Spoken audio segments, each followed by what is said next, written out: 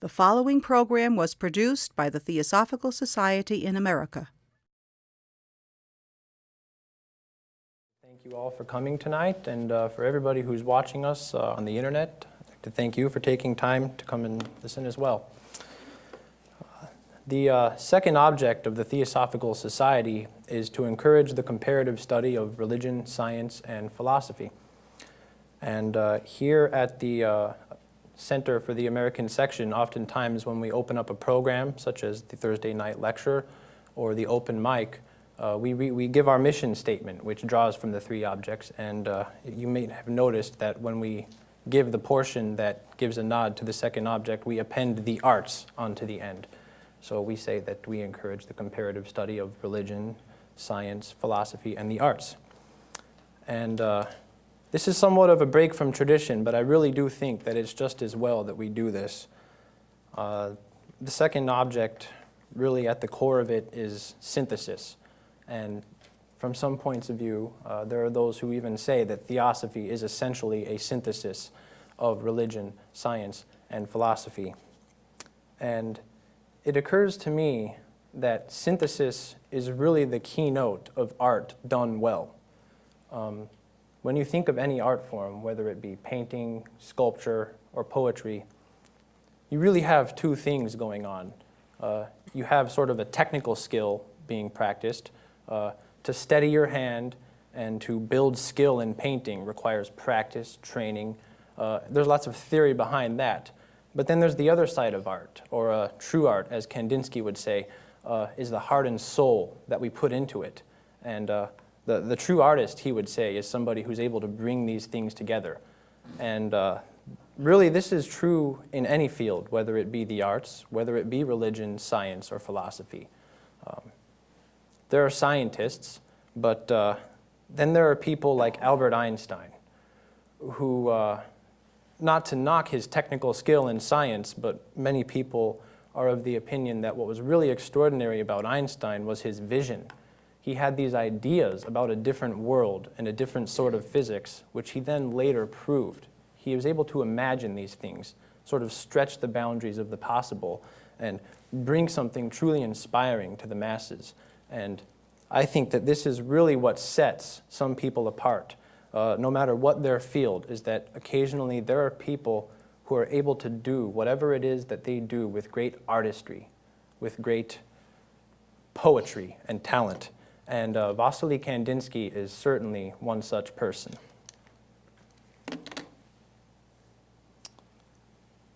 This is an image of Kandinsky. He was born December 4th, 1866 in Moscow. He was born to a wealthy family. His father owned a tea factory, and so at the time he was very well educated, and he was exposed to art at a young age. He was trained in the piano and the cello, lots of things like that. From a very young age, it became apparent to everybody around him that he was very sensitive to the impact on the mind and the soul to things like color. In fact, he was even quoted as a very young boy as saying, "Each color lives by its mysterious life." So even back then, this is something that he felt with his heart and soul. Despite his exposure to the arts at a young age, in school he pursued a career in law. He studied law and economics, and he did this very, very well. At the age of 30, he was offered a professorship at the University of Dorpat, but he must have felt some longing in his soul because he decided to give up this promising career, and he was begged to stay. He could have had a life of incredible wealth and prestige, but he decided, I'd really like to study art instead. So at the age of 30, he moved to Munich, and he studied art under an artist of some renown named Anton Asba. And at this, too, he excelled. He had great technical skill. He learned very quickly.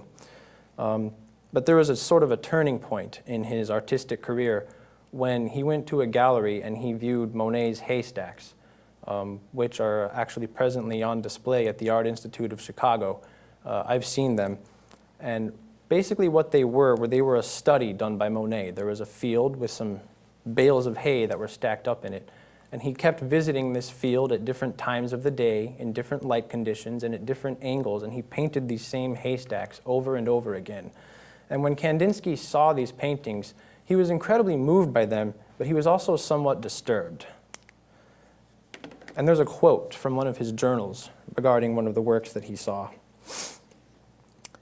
That it was a haystack, the catalog informed me. I could not recognize it. This non-recognition was painful to me. I considered that the painter had no right to paint indistinctly. I dully felt that the object of the painting was missing, and I noticed, with surprise and confusion, that the picture not only gripped me, but impressed itself ineradicably on my memory. Painting took on a fairy tale power and splendor. So, upon seeing this work of art, Kandinsky sort of felt these conflicting reactions. From the standpoint of an artist, the standpoint of technical skill, he was a bit put off by the fact that the painting is so loose in its depiction of the haystacks. You really kind of have to know that that's what they are to appreciate them in that sense. But at the same time, he felt so moved by them and compelled. And this actually set off a transformation in his studies of art. He began playing hooky from class, just skipping it all together to take his art materials and go paint still lifes of his own, all by himself. And he got in a lot of trouble for this, but he didn't really care. This was what his soul told him to do. This was what he felt the need to do, to express himself as an artist. It wasn't long before he actually just left school altogether, just like he did with his law career. He felt compelled to leave this sort of conventional path behind. And in 1901, he formed a progressive art group called Phalanx. And this eventually formed into his very own art school. So before he had completed art school, he took it upon himself to sort of educate others in art. By 1909, he helped to form the New Artists Association in Munich, and this was sort of a movement of a new impulse in art. This was sort of the seminal steps that he began taking towards his later basic revolution of the field of art. So we see he has this propensity for leadership. He's a very strong, independent, and willful figure who just does what he feels the need to from the inside. And he served as the president of this New Art Association, a group which was very successful for a couple of years. But eventually there was sort of a split that formed within the group. There was one group of the artists that, despite the progressive bent of the group, just from Kandinsky's point of view anyway, couldn't really pry themselves away from the traditional art techniques. And then there were those in the school that were more along Kandinsky's line of thinking. And so eventually this association split apart. Everybody went their separate ways. And in the same year, Kandinsky wrote the book Concerning the Spiritual in Art. And as far as abstract art is concerned, this is basically the foundation for it. He wrote out his theories concerning abstract art, and in this very book, he mentioned specifically his inspiration by the Theosophical Society, by the writings of HPB, that's Helena Petrovna Blavatsky, specifically her book Key to Theosophy. He really saw the Theosophical Society as kindred with him in this new impulse. And at this time, after writing this book, he formed yet another art group called The Blue Rider with artists August Macke and Franz Marc. And this set off a very rapid evolution in his theory and his technique. This is the painting after which Blue Rider was named. It's called The Blue Rider. And as we look at the painting, there are certain features that really stand out. It's painted in somewhat of an impressionistic style. It's not definite in its depiction. And in this, it has a lot in common with Monet's Haystacks. Now, there's a rider on the horse, and one of the first things about the horse that's of note to anybody who's spent a lot of time around horses is that the position that the horse is in is physically impossible for a horse. And it's almost certain that Kandinsky would have known this when he painted this. And so the supposition is that he did this intentionally. And as far as the rider is concerned, you can sort of see underneath the rider this indistinct black shadow. Now, what is it? Is this a shadow of the rider itself? Is this another person that the rider is huddling? And it came to light later that Kandinsky did all of this on purpose. He wanted to make this painting indistinct in its form as a way of drawing the viewer into the painting. And by so doing, he made art kind of a participatory process, something we normally think of as a passive process of viewing, taking in the art. Here we're compelled to project onto the piece, sort of make a story. This is a perfect example of art taking on a fairy tale quality and splendor. The period after The Blue Rider was his absolute most productive period. It was a 4-year period in which he just completely revolutionized his art theory, his art practice. He stopped painting pictures like this at all and eventually made a complete divorce from what he called art for art's sake. This is an example of a piece that he produced during that time. Now, his perspectives on art were actually met with some violence and great criticism. For the main reason that art, up until that point, really emphasized, or painting, it emphasized a representational approach. The goal in art was to paint really impressive, technical, beautiful pictures that accurately depicted something. Or even if the intention of the artist was to invoke some feeling, it was by some familiar scene, sort of the human condition. And Kandinsky sort of insisted that this was not necessary in art. And in fact, in Concerning the Spiritual in Art, there's a very eloquent passage in which he describes art for art's sake. He describes a group of people traipsing through an art gallery, sort of passively taking in these paintings without much real thought or appreciation. He describes it as a very dull process. People might be amazed by the technical skill, but they leave the gallery unmoved in their soul. So it was Kandinsky's goal to stir the soul with his paintings, and to do this, he moved away from a representational approach. When you really think about it, even though this was revolutionary at the time, it shouldn't have been. There are other art forms, such as music, that already have that same object. When we listen to a song, it's never really the intention of the composer to depict a scene or to accurately reproduce something physical. Instead, you're aiming for a connection at the soul level. And Kandinsky very seriously believed that this was the object of art.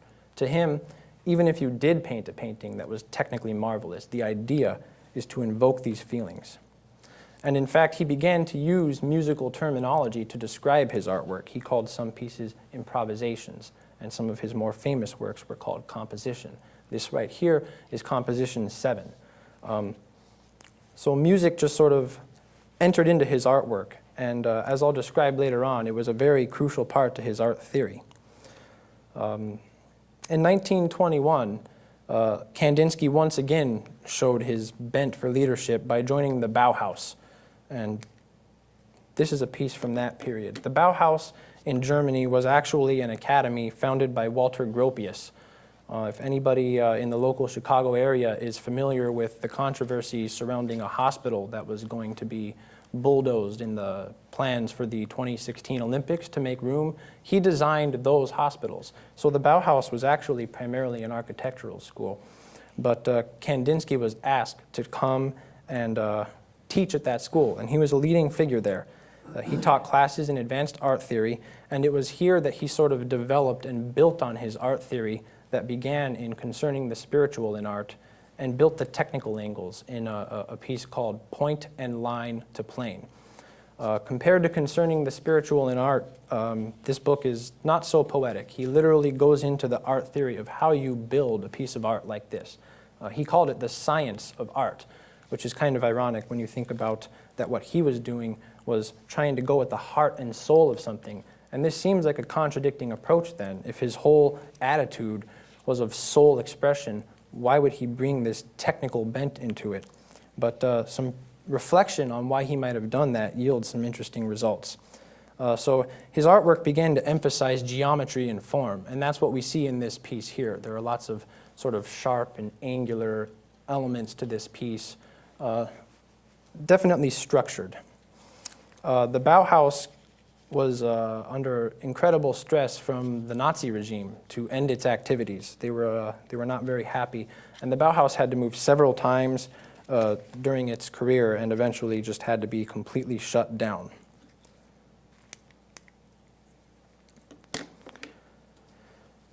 After the Bauhaus period, Kandinsky moved to Paris, where he basically completed his magnum opus, his life's work of finishing his series of compositions. And this here is his final composition, Composition 10.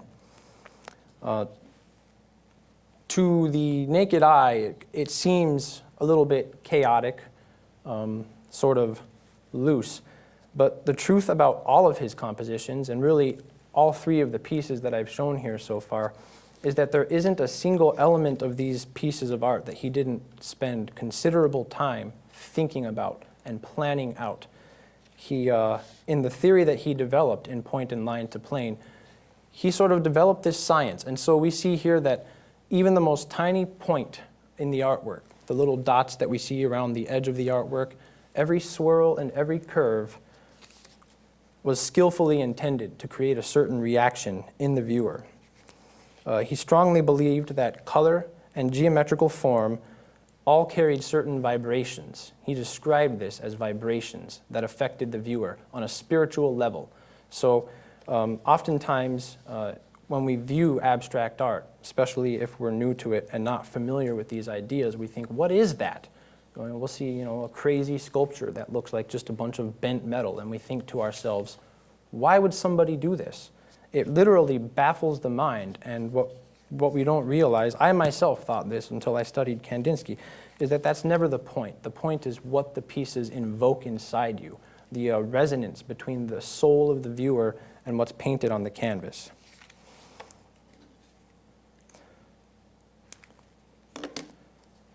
So now I'm going to spend some time talking about some of the geometric theory and some of the color theory that goes behind the work of Kandinsky. We have here an example of the emblem of the Theosophical Society in America, and pretty much the centerpiece of this rendition of the emblem is the geometry. It's geometrical forms that are explaining profound ideas. And I'd like to stress as I go through this next section that these ideas are not necessarily those of Kandinsky, but they are meant to illustrate some of the effects that he might have been aiming to bring about in people with his pieces. And the first shape that we're going to explore is the triangle. And the reason for that is that it's the simplest polygon. You cannot have a polygon with two sides. So the triangle is the three-sided polygon. And if you just spend some time, maybe close your eyes and picture the image of a triangle, there's certain characteristics that a triangle has. It's a very edgy shape. It sort of sometimes invokes maybe the idea of a flame. It's dynamic, it's energetic, and kind of radiating in a sense. On a more philosophical level, the triangle is the structure of trinity. And what's going on in a trinity is you have two polar forces, maybe yin and yang, male and female, and they come together and generate something that contains characteristics of both. So thereby the triangle also represents the process of generation or creation. Theosophically, there are literal attributions that we put to a triangle in the human individual and the human constitution. We call this the upper triad of Atma, Buddhi, Manas. And this is really just a fancy Sanskrit way of referring to that highest aspect of ourselves that continually reincarnates from life to life. Atma being the spark of divinity that we're given, that's closest to the absolute creation. Buddhi being that spiritual force that ensouls us in everything that we do. And Manas describing the higher mind, which is that part of our mind that deals with abstract thought. These are considered theosophically to be the highest aspects of humanity that endure throughout all time, and they're symbolized by the triangle. In the seal of the Theosophical Society, we have two triangles that are interlaced, and the black one that's pointing downward symbolizes also the process of what we call involution, and this is basically the descent of spirit into matter. we have the absolute spiritual force or consciousness that ensouls matter and actually produces matter. And we're going to, I'll be elaborating on some of this in a later part of the talk.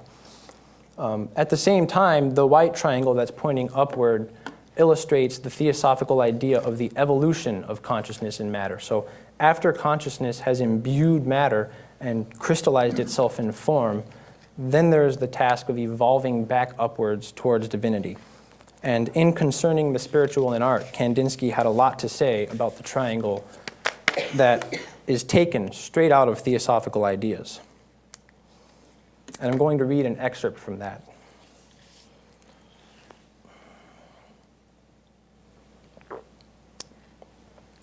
Kandinsky writes, "The life of the spirit may be fairly represented in a diagram as a large acute angled triangle divided horizontally into unequal parts with the narrowest segment uppermost. The lower the segment, the greater it is in breadth, depth, and area. The whole triangle is moving slowly, almost invisibly, forwards and upwards. At the apex of the top segment stands often one man and only one. His joyful vision cloaks a vast sorrow. Even those who are nearest to him in sympathy do not understand him. Angrily they abuse him as charlatan or madman. So in his lifetime stood Beethoven, solitary and insulted. In every segment of the triangle are artists. Each one of them who can see beyond the limits of his segment is a prophet to those about him and helps the advance of the obstinate whole. The greater the segment, which is the same as saying the lower it lies in the triangle, so the greater the number who understand the words of the artist. Every segment hungers consciously or, much more often, unconsciously for their corresponding spiritual food. This food is offered by the artists, and for this food the segment immediately below will tomorrow be stretching out eager hands." So what we have here is sort of an eloquent description of the upward progression of consciousness, or in Kandinsky's case, humanity. And it's notable that he puts one man, or one, I would say, individual at the top of this triangle. And the top, being the narrowest part, is the part that can contain the fewest people. So Kandinsky's recognizing here that there are those who are sort of a little bit more advanced than the rest of humanity and sort of serve as the vanguard of advancing evolution. And this finds strong resonance with the theosophical concept of the masters, who are said to be perfected human beings, or at least as perfect as you can be in the human evolution, who now spend every waking moment guiding the rest of humanity. And that as you go further and further down the triangle, you find more and more people. And the point being, though, he constantly emphasizes the upward movement. In the last line here, he mentions, "And for this food, the segment immediately below will tomorrow be stretching out eager hands." So he sees everything as an upward progression, and I'm certain that he saw his own artistic work in this same light. Next, I don't have a visual example of one, but we'll talk about the square. So if you envision a square, the geometric form in your mind, the square is symbolic of stability, foundation, solidity, and material construction. It's a very stout and sturdy form. We often refer to the building blocks of any given thing, whether they be a building or a concept or a project. The building blocks, referring to the square form, are the pieces that we lay in as we build a monument to something. And it also corresponds symbolically in the theosophical teaching to what's called the lower quaternary. Now, as opposed to the upper triad, the ever-enduring spiritual Atma Buddhi Manas, we have the lower quaternary, which consists of sort of our lower vehicles, being the physical body, the etheric double, which is essentially a copy of the physical body that sort of forms a blueprint for it, prana, which is the ensouling life force that energizes these bodies, and then kama manas, which is the complement to upper manas or buddhi manas. Kama manas being sort of the combination of mind with our desire nature. This is that aspect of our mind that's directed towards the physical planes, towards the concrete things in life, and all that is finite and passing. Finally, we have the circle. With no corners, it's less stimulating than the square or the triangle. It's more placid and soothing. It's considered by many to be the most spiritual shape for many reasons, the first of which being that a circle is basically that perimeter that's defined by all points that are of equal distance from a center. And there's a great deal of spiritual symbolism in this. The idea that there's sort of this ever-enduring spiritual center of the universe, and the circle depicting all as being in the same distance from that. It equalizes us. When we sit at a conference table, if it's round, there's an equality of discussion that goes on. There's no person that's emphasized over any other. The circle also invokes the concept of cyclicity, sort of a revolving process, a turning process. And this, too, Kandinsky often referred to in ways that parallel the theosophical teachings. Again, he wrote in Concerning the Spiritual in Art, "Every work of art is the child of its age." And he goes on to describe Greek architecture, the fact that any given age will produce a certain kind of art form that reflects sort of the spirit and the soul of that age. And further, he goes to say that in this age, we may attempt to reproduce the Greek architecture, but that if we do so from sort of an empty, technical, merely imitative stance, that it will be devoid of soul and meaning. But conversely, he wrote, "There is, however, in art another kind of external similarity which is founded on a fundamental truth. When there is a similarity of inner tendency in the whole moral and spiritual atmosphere, a similarity of ideals, at first closely pursued but later lost to sight, a similarity in the inner feeling of any one period to that of another, the logical result will be a revival of the external forms which serve to express those inner feelings in an earlier age. An example of this today is our sympathy, our spiritual relationship with the primitives. Like ourselves, these artists sought to express in their work only internal truths, renouncing in consequence all consideration of external form." And when he refers to our spiritual relationship, our sympathy, I think he was probably referring to abstract artists, those who were divorcing themselves in artwork from the depiction of material forms. This speaks of cyclicity. What we have here, what he's describing, is an art form by a people who have not yet really even evolved art to the point of technical expertise and even attempting to depict certain forms. Then there's the evolution sort of upwards towards this pinnacle of technical expertise, of which examples we see in Italy, the perfect depictions of human form, and then a return to this same idea of just inner expression, but maybe from a higher perspective, bringing with us everything that we have gained from this process of evolving into art. So we have sort of this vision of an up and down movement, or perhaps an ascending spiral that takes us ever higher and higher into forms of expression that encompass everything that came before them. As for the impact of color, a lot of this is pretty obvious and notable just upon mentioning some of the phrases that we use in our day-to-day language. We often speak of feeling blue as that sense of depression, that sort of dark, looming blue that hangs over somebody who's depressed. Seeing red, depicting anger and aggression. Green with envy. Bright daytime sky as opposed to an evening sunset. Color's very powerful. We have here sort of this placid indigo color surrounding the picture, but imagine if I had used sort of a bright yellow to depict that instead, or maybe a red. It would change the whole tone and the whole meaning. This is a very intuitive thing which Kandinsky broke down to an exact science in point and line to plane. Now, these ideas that he has of depicting these kind of abstract forms find resonance and inspiration from some other theosophists, notably Charles Leadbeater and Rudolf Steiner, two who very strongly influenced Kandinsky.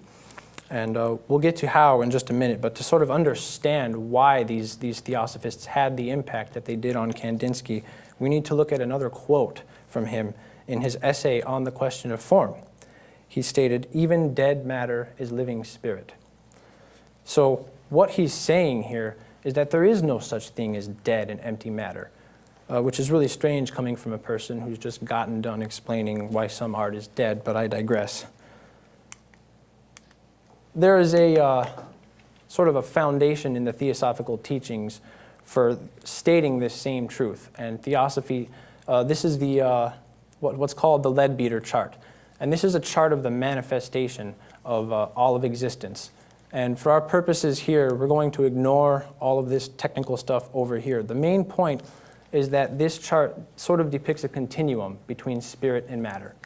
We can put spirit up here at the top of the chart and matter down here at the bottom of the chart. And we find in the writings of HPB that spirit and matter are just connected. They're as one. They're two sides to the same coin. And the degree to which we can perceive this would be dependent upon where we stand in this spectrum here. Up here at the top of the spectrum, you have absolutely no separation. You have no distinct forms. You have only pure consciousness. So the matter aspect in the stuff of the universe is latent, sort of infolded into the spirit. And as spirit descends, it gradually coalesces forms. While here on the physical plane, we have the matter aspect dominant. Everything is solid. Everything is separate here. Our reality, anyway, is that of separation and drudgery, so to speak. Every stage in between represents sort of a step closer to this center point here of the Buddhic plane. But essentially, the astral plane is said to be sort of a realm. We can consider it maybe a different bandwidth from the physical. If we think in terms of vibrations, we have radio waves that are constantly surrounding us right now, but just outside the range of our perception. So as we step up from the physical plane, the spirit aspect in matter gradually unfolds and comes out, and matter becomes more responsive to consciousness itself, to impulses of the mind or the perception of perhaps a human individual or the monad. And this sort of forms the underpinning for the ideas and the experiences of Charles Leadbeater and Annie Besant that had such a strong impact on Kandinsky. Essentially, Leadbeater and Besant were both clairvoyant. They had developed psychic faculties that allowed them to perceive these planes that are above the physical plane. And many of the things that they saw in these planes, they described, not for the sake of sort of being enamored by them, but really for the sake of their practical application in a spiritual life. The phenomenon that are held to be the chief inspiration for Kandinsky to paint these strange forms on his canvases are thought forms. And the basic idea here, as described by Steiner and Besant and Leadbeater, is that as a human being experiences emotions or thinks thoughts, they produce these forms from their astral bodies and their mental bodies. This painting here is a picture of the astral body as Charles Leadbeater saw it. It's sort of a field that, if it were brought down to the physical level, would be seen to sort of surround the human body in an egg shape. Here again, we see the incidence of the deep meaning of color, because every thought and feeling that we experience causes waves of color in our astral and mental bodies, corresponding with whatever level we're experiencing. So for example, these colors of blue that we see up here, rather than being depressive, when they're in their vibrant form, Leadbeater said they represented devotion, sort of a spiritual, devotional feeling. We have these sort of rose colors here are said to signify affection. And the observations of Leadbeater and Besant of individuals and of the thought forms that they produced were that as we experience these emotions, we produce these things. And these thought forms were actually said to have a direct effect on other human beings when they would travel to others and find resonance with those human beings. So Kandinsky found this all to be very inspiring. And it could be said that in a sense, what he was trying to do was create physical representations of these thought forms. He would capture a feeling or an emotion and he would hang on to it. And he would do everything he could to reproduce it in a painting so that others could experience it. For example, one of the things he did as an exercise was he took the word deluge and he repeated it to himself over and over in his head until it lost all meaning. just to experience what it was that invoked in him, and spent incredible time and energy putting this onto a canvas, constantly editing it, changing it, until he got it just right. One of the other things that Kandinsky talked about, which is pretty evident in his sort of automatic stance towards art of being related to music, was sort of a vision of the arts gradually merging into one. He talked about the coming together of painting with music in ways that he could scarcely imagine at the time. Incidentally, another one of the things that, according to Leadbeater, produces forms on the astral plane is music. And there were many paintings that were produced of the music forms that Leadbeater could see. So we have here an example of what Leadbeater perceived above a cathedral as the music of Gounod was played within it. And I just think it's really interesting if we were to line this up next to this. There's a lot of similarities here. And furthermore, to get a sense of some of the ideas I've described, I'd also like to go through these paintings one more time and just spend some time absorbing each one. What does this painting do? We have a white background, which radiates sort of this essence, perhaps, of purity. And then contrasted with that, we have all these geometric forms of many different colors, most of which are sharp, pointy, giving sort of an abrasive or explosive sense. And then there's that explosive feeling as these forms radiate outward from the center, too. But then we also have these subtly curved lines here that are placed very skillfully. And we get the sense that as Kandinsky created these works of art, he was balancing these forces, probably in ways that we couldn't understand with our concrete minds. We could read Point and Line to Plane. We could study that book and the principles within it and still never produce anything quite like Kandinsky's artwork. Here we have something altogether more busy. There's really not much of a background to speak of. All in this picture is activity. There's just this maelstrom of form. But we also have less of an emphasis on the geometric, pointy figures that emphasize separateness. Instead, we have flowing curves and splotches of color that denote affection, connection. But it's tumultuous. The overall feeling is of great activity. There's a lot going on here. Sometimes I wonder if this is actually the piece that he painted when he was thinking of the word deluge, but I don't know. And then finally, we have Composition 10, which was like his final piece, and it's different from the rest. It actually seems to have elements in common with them both. It's much more active than the first one.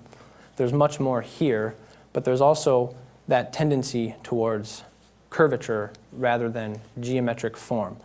We have the black background, which completely changes the tone of the piece, throws it in a totally different direction. We have these hieroglyphic-like inscriptions here. Kandinsky literally wanted these to sort of invoke the idea of the written word without the attachment that would come with actually putting real words on his piece.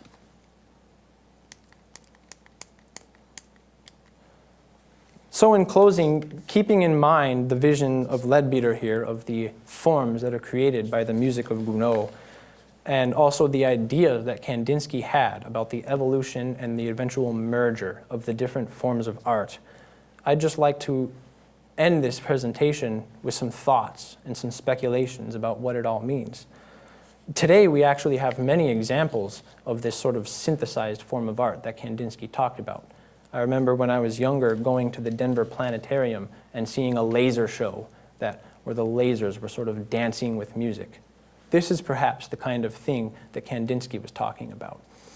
Windows Media Player comes to mind. For anybody who's played a song on a computer program, Windows Media Player, iTunes, and watched the graphics dance to the music, this is something very similar.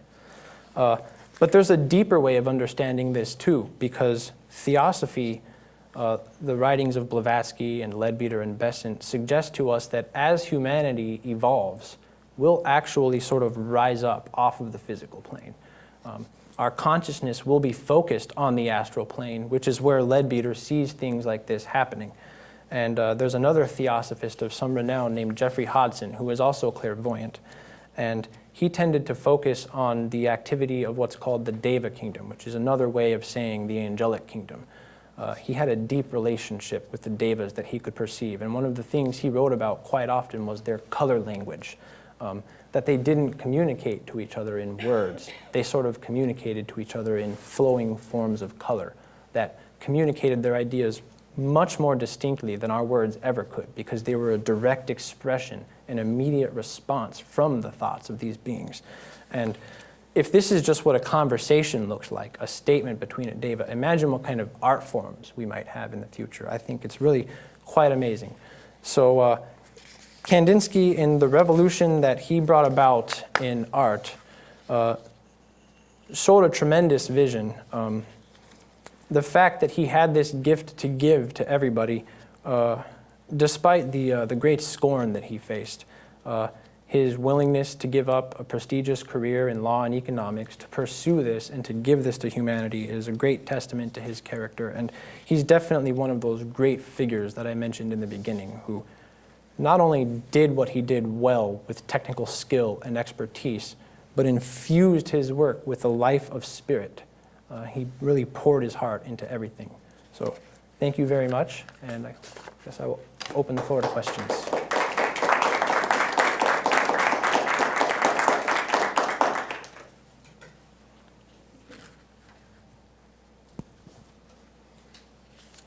Okay.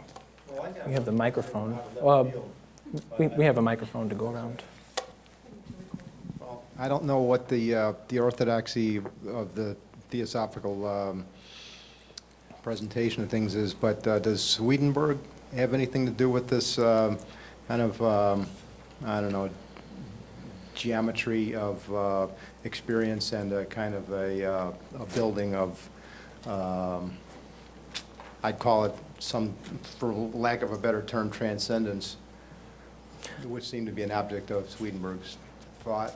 I'm actually probably going to have to be bailed out here because I don't really know anything about Swedenborg. So outside of that kind of blanket, you know, but he seemed to be contemporary with the Theosophical effort in his early days. From what I have studied of Swedenborg, there was a lot of resonance. Swedenborg was very interested in the life of the spirit, as opposed to sort of the maybe the dead letter of religion, or in other words, the technical expertise of religion. He would have been maybe a Kandinsky of religion.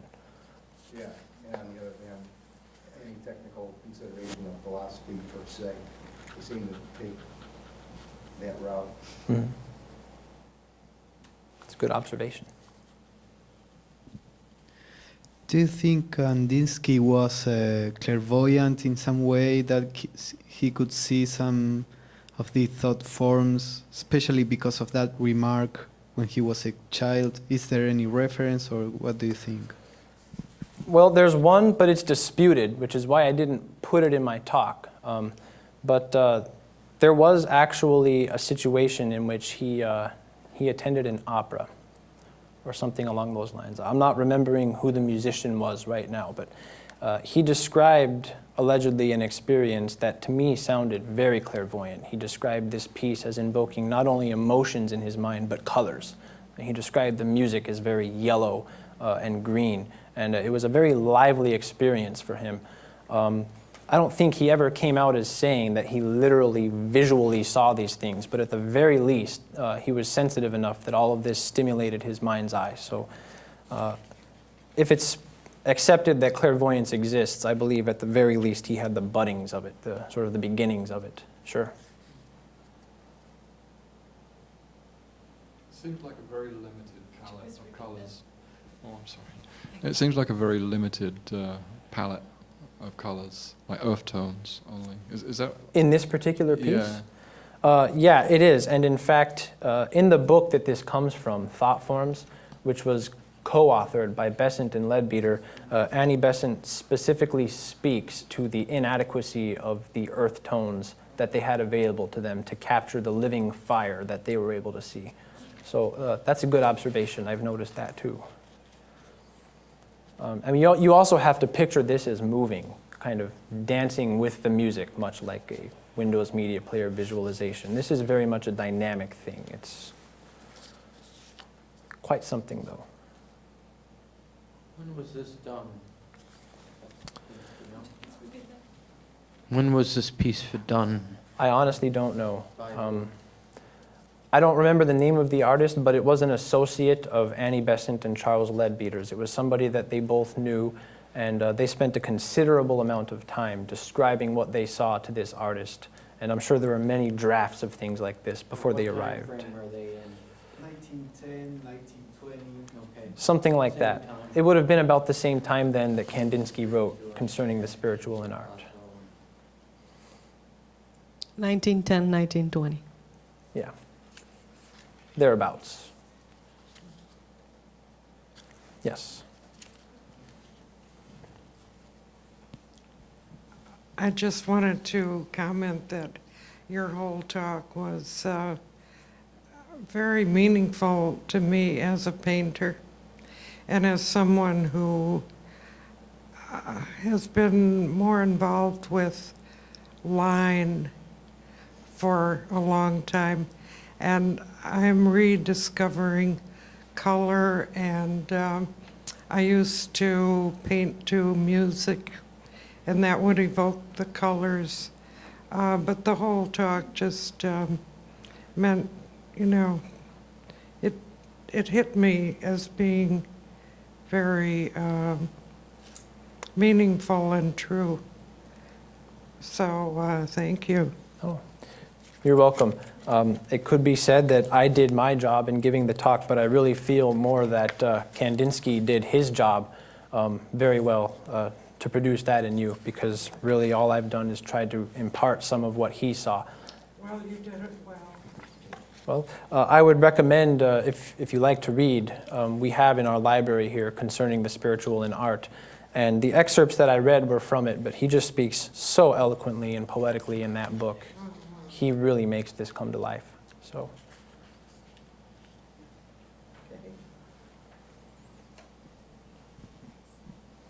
I have a question. You had a quote when you were showing the triangle. What was that taken from? That was the same book. It was called Concerning the Spiritual in Art. It depends on the translation, because he wrote it in Russian, and some people translate it as On the Spiritual in Art. And that's in this library? We do have it in this library, yes. I also know that it's available online. It's a public domain book, so it's available online in free versions to read as well. Very inexpensive. Yeah.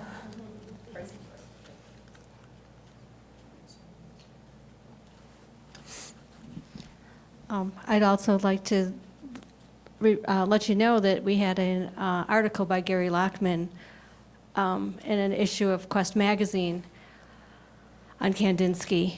The issue's theme was finding Theosophy in unexpected places. And this is although we encourage the artistic and connection, we added on. It's not the first place you think to find Theosophy. No, it's not. But interestingly enough, it's one of the places where Theosophy is really active and vibrant in its expression at the same time. And I'd also like to comment that it seems that there's some larger impulse sort of coursing through the society, because not only Gary Lockman, but John Algeo has written an article on this, and it's a subject that's gotten some attention recently, so there's plenty out there for anybody who wants to explore this a little bit further.